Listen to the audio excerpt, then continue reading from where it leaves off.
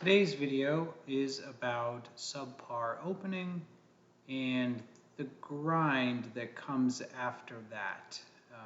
Positional weaknesses, overwhelming center, sprinkle in a little tactics, and I think you're going to like what you have after that. So, interestingly enough, this game was played against what I would consider a friend of mine now, but was at some point a student and a very promising young player. And I had always mentioned to this young man, you really need to play the best moves, the top openings, the main lines.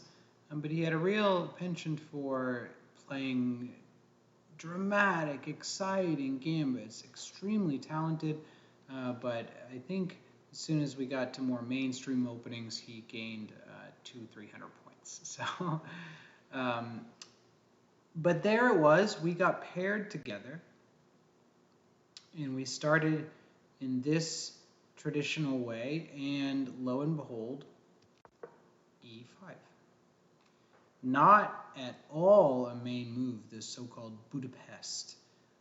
But I had a devious plan ready for this opening. So the natural move is to take E3, which does threaten the knight, with our queen. Of course, really just giving the pawn back.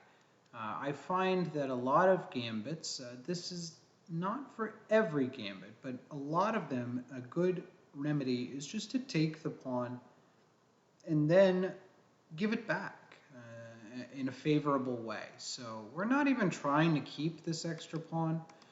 I like to say we didn't earn the extra pawn, they just gave it to us. So there we go, equal material.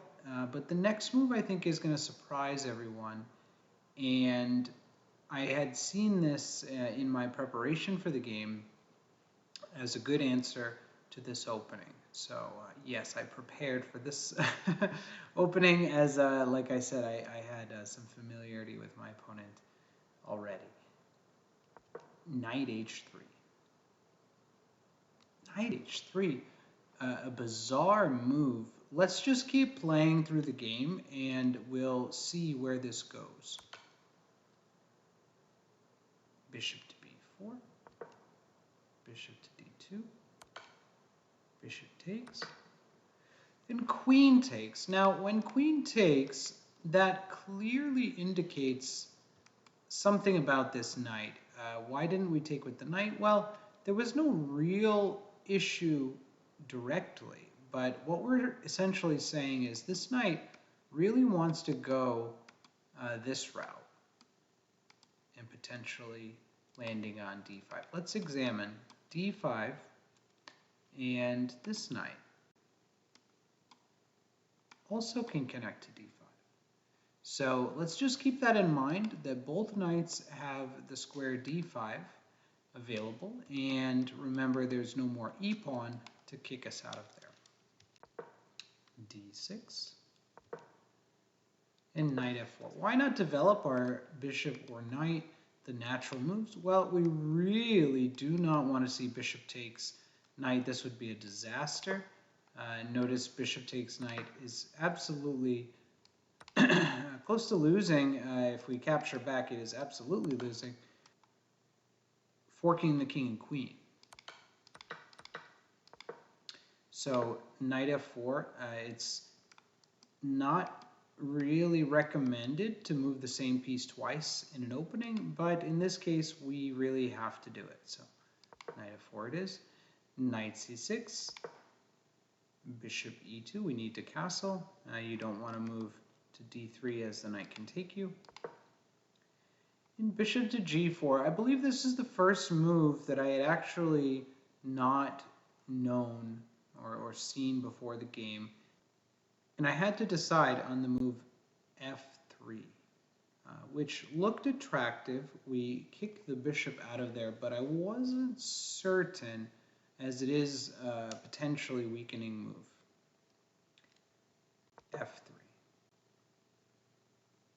gains a tempo, and b3. Really unique pawn structure in this game. Black has no e-pawn, and white has this not too forward control, as our pawn also was captured. So some really unique structure here. b3, of course, was just to protect our pawn. We're ready to play knight c3 and knight one of the knights to d5. a5, kind of a toothless move, doesn't really threaten too much. Of course, we're going to play knight c3, castles, castles, and knight g6.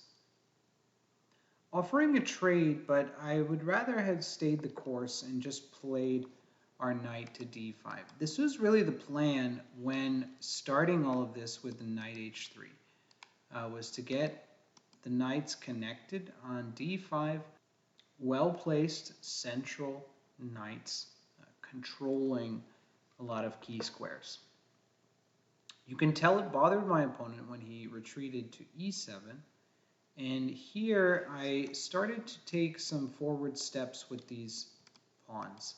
Like I said, a unique structure where we hadn't moved any real pawns in the center, nor does black, so let's make that happen.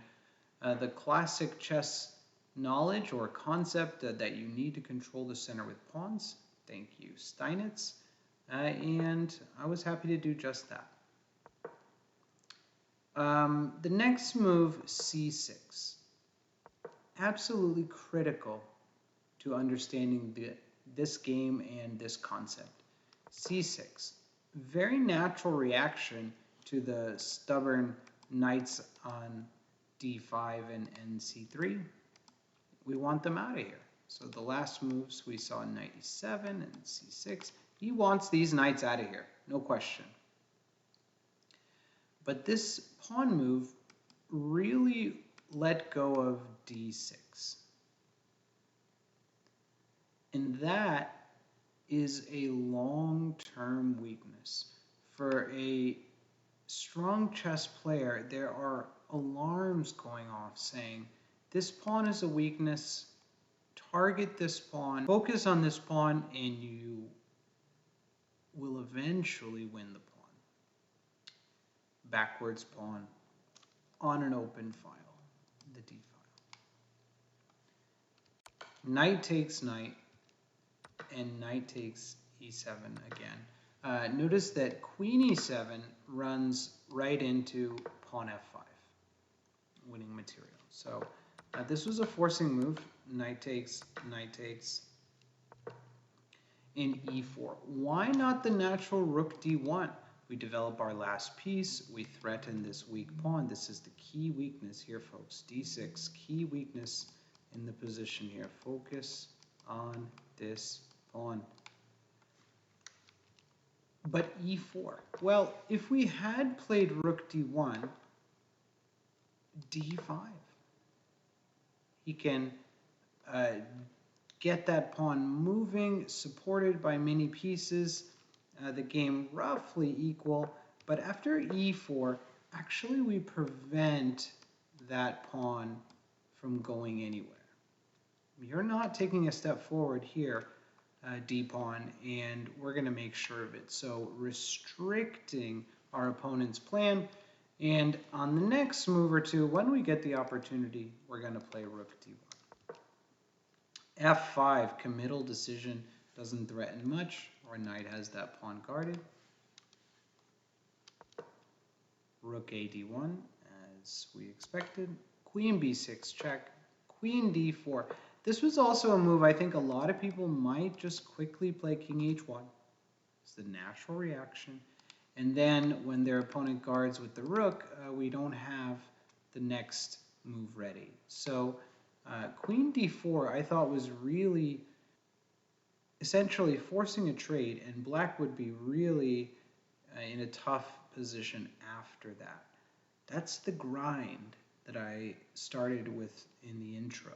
The grind, meaning slowly squeezing an advantage improving our position, not a quick knockout, but more that slower, more methodical way of winning, which I prefer, to be quite honest.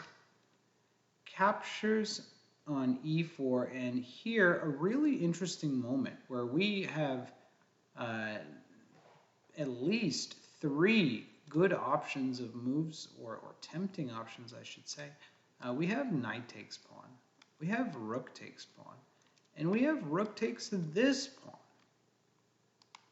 So if you want to pause the video, this would be a good moment to test your chess knowledge and say which way would you capture a pawn. Black just captured a pawn, and we need to take it back. I chose here rook takes d6. Essentially, we are making a threat, but I'm also saying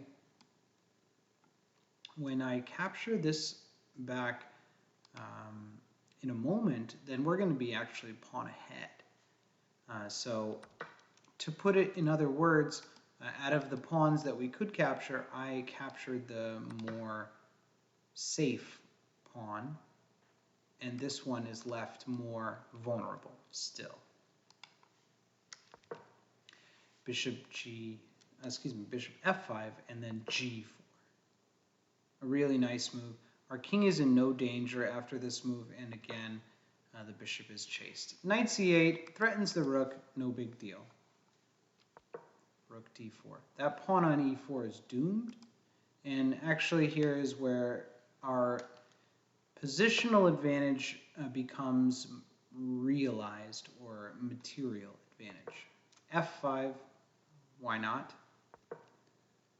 And then knight takes e4.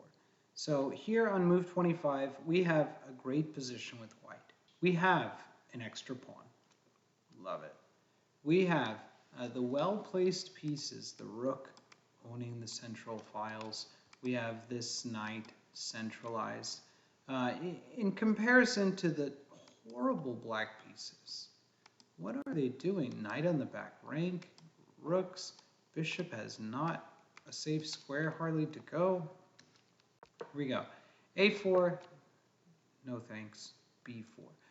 Really, my focus now was restricting counterplay, stopping any counterplay or potential threats that black may try to drum up, and really just trading and slowly winning.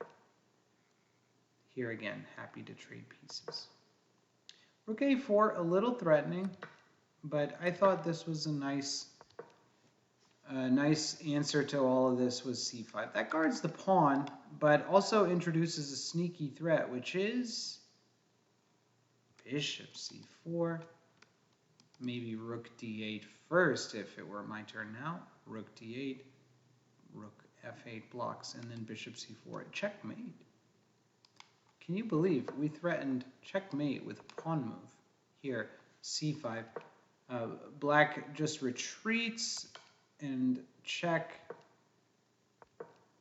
and bishop to b3 again, which threatens the rook and guards our own pawn. A horrible position here, actually, for black. They just don't have any moves to make. Notice the knight, really limited, and in fact now has no moves. The rooks both really just bumping into pawns, plus our extra pawn. It's all feeling great here for white.